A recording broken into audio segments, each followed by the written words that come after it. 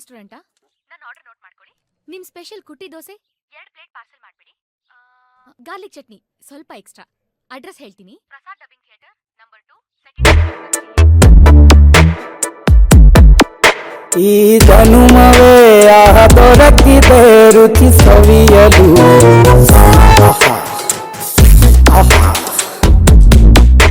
ಈ ಜಗವಿದೆ ನವರಸಗಳ ಉಣಬಡಿಸಲು.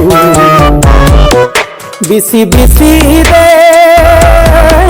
ಬಿಸಿ ಬಿಸಿ ಇದೆ ನಳಪಾಕ ದಿನ ದಿನ ನೂತನ. ಈ ಬಿಸಿಯು ಆರುವ ಮೊದಲ ಎಲ್ಲರ ಜೊತೆಯ ನಿಲ್ಲುವ ಕಲೆಯ ಜೀವನ ಜನುಮವೇ.